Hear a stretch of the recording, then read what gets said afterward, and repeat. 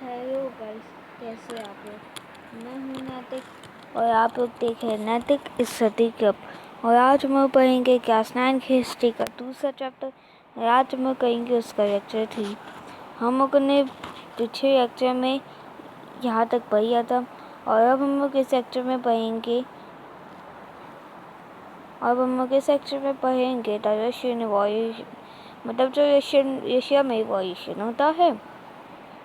अगर आपने हमारी पिछली वीडियो नहीं देखी है तो मैं उसके लिंक आपको डिस्क्रिप्शन बॉक्स में दे दूँगा। फिर चलिए कल इस विषय के साथ ये लेक्चर स्टार्ट करते हैं। In one of the east interstices of European state, this situation was the worst.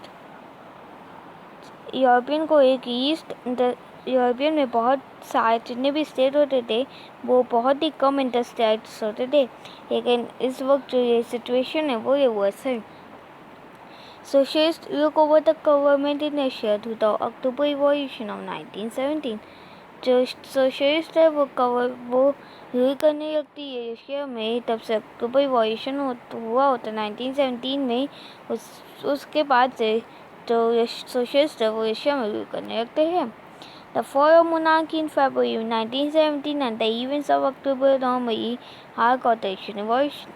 जो मोनार्की की फॉल होती है फरवरी में 1917 के वक्त, और जो अक्टूबर 1917 को मतलब जो उधर बीच इवेंट्स होते हैं उसको हम लोग नॉर्मली रशियन रिवॉल्यूशन कहते हैं।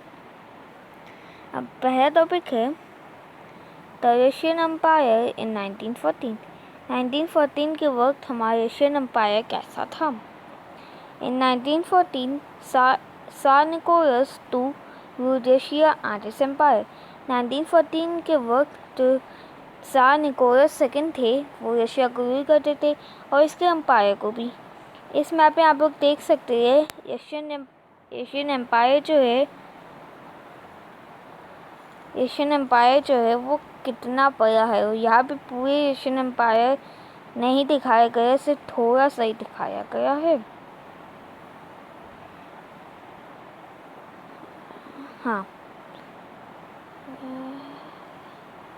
हाँ, besides the territory around Moscow, जो मॉस्को के पास टेरिटरी है उसको छोड़ के the Russian empire included current Finland, Latvia, Lithuania, Estonia, parts of Poland, Ukraine and Belarus. जो रशियन एम्पायर था उस वक्त वो इस वक्त के जो मतलब जो फिनलैंड है वो भी रशियन एम्पायर के अंदर आता था। रशियन एम्पायर फिनलैंड को भी होता था, लाटविया को भी, लिथुआनिया को भी, एस्टोनिया को भी, पार्ट्स ऑफ पोलैंड को भी, पोलैंड के मतलब कुछ हिस्से वो पहले रूल करता था, यूक्रेन को भी और बेलारूस को भी। It is stretched to the Pacific and compares to the Central Asian states as well as Georgia, Armenia and Azerbaijan. वो पैसिफिक से स्टेट था और वो एक सेंटर जो इस वक्त सेंट्रल एशियन स्टेट्स है वो उनको कंबाइन करता था, और उसके अंदर जॉर्जिया भी था, आर्मेनिया भी था और अज़रबैजान भी था। The majority religion was Russian Orthodox Christianity. जो मेजॉरिटी रीजन थे वो रशियन ऑर्थोडॉक्स क्रिश्चियनिटी थे, which had grown out of the Greek Orthodox Church, जो कि ग्रीक ऑर्थोडॉक्स चर्च से grown out हुए थे। But the empire also included Catholic, Protestant, Muslim and Buddhist. लेकिन जो एम्पायर है वो कैथोलिक भी आते थे, प्रोटेस्टेंट भी आते थे, मुस्लिम भी आते थे और बुद्धिस्ट भी आते थे। अब हमारा दूसरा टॉपिक है इकोनॉमी एंड सोसाइटी, मतलब जो उस वक्त की रशियन की इकोनॉमी होती है और जो उस वक्त की सोसाइटी होती है। At the beginning of the 20th century, the vast majority of Russia's people were agriculturist. 20th century के बिगनिंग के वक्त जो रशिया की जो मेजॉरिटी थी वो एग्रीकल्चरिस्ट थी, मतलब एग्रीकल्चर करती थी। About 85% of the Russian Empire's population earned their living from agriculture. लगभग 85% जितनी भी पॉपुलेशन थी एशियन एम्पायर की, उनमें से 85% जो थे वो अपनी लिविंग एग्रीकल्चर के द्वारा करते थे। This proportion was higher than in most European country. तो ये प्रपोर्शन है वो कई यूरोपियन कंट्रीज में हायर भी है।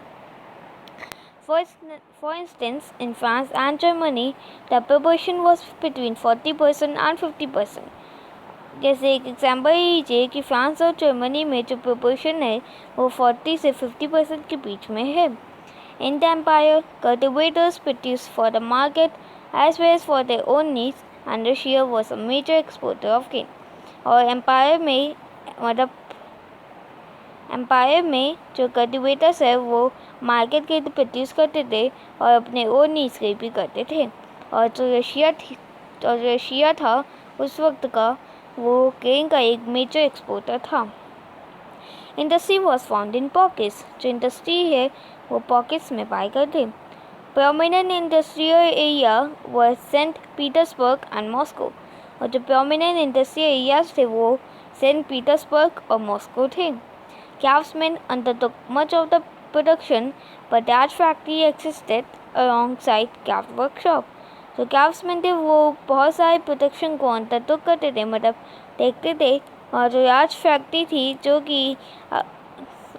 फैक्ट्री एक्सिस्ट करती थी वो क्राफ्ट वर्कशॉप होते थे उसके अलॉन्गसाइड होती थी, मतलब उसके पास होती थी। Many factories were set up in the 1890। बहुत सारी फैक्ट्री 1890 के वक्त सेट की गई थी। When Russia's railway network was extended, तब जो रशिया के रेलवे के नेटवर्क सिस्टम था उसको एक्सटेंड किया जा रहा था। And foreign investment in industry increases. और जो फॉरेन इन्वेस्टमेंट होती थी इंडस्ट्री में वो उसको भी इंक्रीज कर दिया गया था। कोल प्रोडक्शन जो कोल का प्रोडक्शन होता था, मतलब जो कोयला होता है ना, जो उसका प्रोडक्शन होता था उसको दोगुना कर दिया गया। और जो आयरन और स्टील आउटपुट होते थे उसको क्वार्टर कर दिया गया। बाय द 1900 के वक्त तक in some areas factory workers and craftsman were almost equal in number. कुछ एरियाज में जो फैक्ट्री वर्कर्स थे और जो क्राफ्ट्समैन थे वो नंबर में मतलब इक्वल थे। जैसे कि मैं इसका एक एग्जांपल देता हूँ, जैसे कोई जगह क्राफ्ट्समैन के 15 पीपल है, मतलब 15 families are engage in craftsman work, मतलब आर क्राफ्ट्समैन। और 15 families are engage in factory, मतलब जो 15 फैमिलीज है उनमें से कोई ना कोई फैक्ट्री वर्कर्स है। तो ये हो गया कि दोनों लोग इक्वल है नंबर में। Most industry was a private property of industrialist. जितनी भी नहीं, अधिकतर इंडस्ट्री वो इंडस्ट्रियलिस्ट की प्राइवेट प्रॉपर्टी थी। Government supervise large factory to ensure minimum wages and limited hours of work. जो गवर्नमेंट है वो लार्ज फैक्ट्री को सुपरवाइज करती है, मतलब देखती है और ये इंश्योर करती है कि जो वेजेस को सेट करती है कि इससे कम वेज नहीं होनी चाहिए, और लिमिटेड आवर्स ऑफ वर्क को भी सेट करती है। और factory inspector could not prevent rules being broken। लेकिन जो फैक्ट्री इंस्पेक्टर होते थे वो रूल को ब्रेक कर देते थे। इन craft unit and small workshop the working day was sometimes 15 hours compared with 10 or 12 hours in factory। लेकिन जो क्राफ्ट यूनिट्स में और जो स्मॉल वर्कशॉप करते थे उसमें जो वर्किंग डे था वो लगभग कुछ 15 आवर्स था, जो कि अगर हम कंपेयर करें फैक्ट्री वाइज तो उसमें 10 से 12 घंटे था। Accommodation vary from room to dormitory. जो एकोमोडेशन था वो रूम से डॉर्मेटोरीज तक वेरी करता था। Workers were divided social group. जो वर्कर्स थे वो एक डिवाइडेड सोशल ग्रुप थे। Some had strong gang with the wage from which they came. कुछ के पास कुछ स्ट्रॉन्ग गैंग होती थी वेज की, जो जहाँ से वो आए हैं। Others had settle in cities permanently. जो बाकी है वो सिटीज़ में परमानेंटली सेटल हो गए हैं। Workers were divided by skill. जो वर्कर्स है वो स्किल के आधार पर डिवाइड किए जाते थे। A metal worker of St. Petersburg recalled, metal worker consider themselves aristocrats among other workers. जो एक मेटल वर्कर है सेंट पीटर्सबर्ग का, वो बताता है कि जो मेटल वर्कर्स है वो अपने आप को एरिस्टोक्रेट्स समझते थे बाकी वर्कर्स के कंपैरिजन में। The occupation demanded more training and skill, जो उनकी ऑक्यूपेशन थी वो ज़्यादा ट्रेनिंग और ज़्यादा स्किल को डिमांड करती थी। Women made up 31% of the factory labour force by 1914। जो वुमेन थी वो मतलब कुछ लगभग 31% ऑफ द फैक्ट्री लेबर तक प्रोवाइड कर पाई थी 1914 के वक्त। But they were paid less than main, लेकिन जो उनकी वेजेस थी वो मेन से कम थी, between half and 3/4 of a man's wage. लगभग जितनी मैन को मिलती थी उसकी आधी थी या तिहाई थी, नहीं सॉरी, उसकी आधी थी या फिर 3/4 थी, मतलब 3/4 थी। Division among workers show themselves in taste and manners too. जो डिविजन होता था वर्कर्स के बीच वो मतलब उनकी टेस्ट भी अलग होती थी और उनका मैनर भी अलग हो गया था। Some workers formed association to help members in times of unemployment or financial hardship, but such associations were few. जो कुछ वर्कर थे वो एसोसिएशन तो बनाते थे मेंबर्स को हेल्प करने के लिए अनएम्प्लॉयमेंट के वक्त और फाइनेंशियल हार्डशिप देने के लिए, लेकिन जो ऐसी एसोसिएशन होती थी मतलब जो यू कैन से जो एक ग्रुप बनाया जाता था वो बहुत कम होता था। डिस्पाइट डिविजन के बावजूद वर्कर्स थे denied to strike work when they disagree with employers about dismissal of work conditions. जो वर्कर्स थे वो तब भी यूनाइट आते थे वर्क को स्टॉप करवाने के लिए, उस पर स्ट्राइक करने के लिए, तब वो डिसएग्री होते थे एम्प्लॉयर्स से डिसमिसल के बारे में या फिर वर्क कंडीशन के ऊपर। These strikes took place frequently in the textile industry during 1896 to 1897. जो ये स्ट्राइक थी वो बहुत ही छोटी होती थी टेक्सटाइल इंडस्ट्री के वक्त, और ख़ासकर 1896 से 1897 के बीच तो बहुत हुई थी। And in the metal industry during 1902, और मेटल इंडस्ट्री में हुई थी जहाँ पे आयरन प्रोड्यूस किया जाता है, स्टील प्रोड्यूस किया जाता है, और उस वहाँ भी स्ट्राइक हुई थी 1902 के वक्त। In the country side pheasant cultivated most of the land. Country side में मतलब कंट्री की तरफ देखे जो पीसेंट थे वो ज़्यादा लैंड कल्टिवेट करते थे। But the nobility, the crown and the Orthodox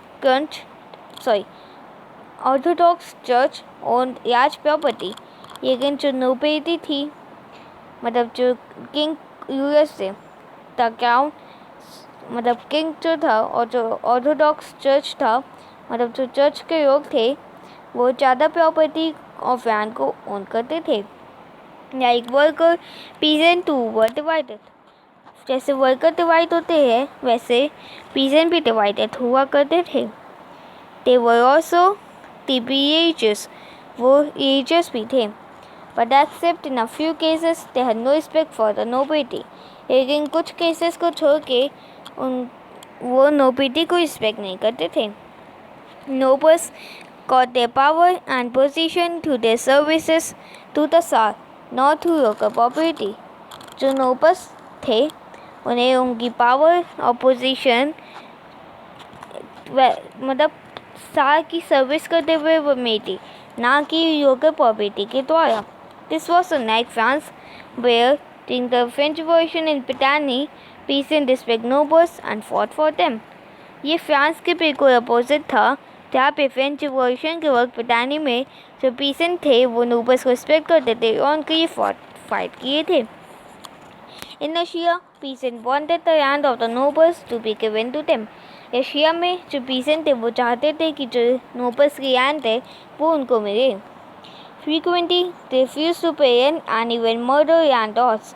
और जल्द ही जो थे उन्होंने रेंट देने के लिए मना कर दिया और लैंडलॉर्ड्स जो थे उनको मार दिया गया। In 1902, this occurred on a large scale in South Asia. 1902 के वक्त ये बहुत बड़ी मात्रा में हुआ था और ख़ासकर साउथ इंडिया में। And in 1905, such incident took place all over Asia.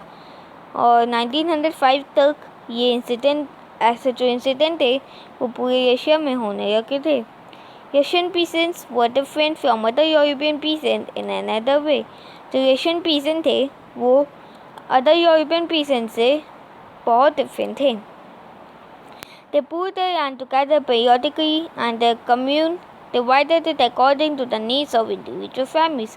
वो अपनी सब्यान को इकट्ठा कर लेते थे एक साल में और डिवाइड करते थे जो उनकी कम्यून थी उसके नीड्स पर और जो कि इंडिविजुअल फैमिली की नीड्स होती है उसके नीड्स पर। तो ये गाइस आज का हमारा लेक्चर यही ख़त्म होता है। हम लोग अगले लेक्चर में सोशलिज्म इन एशिया के बारे में पढ़ेंगे। अगर आपको ये वीडियो अच्छी लगे तो प्लीज़ वीडियो को लाइक और चैनल को सब्सक्राइब करना ना भूलिए।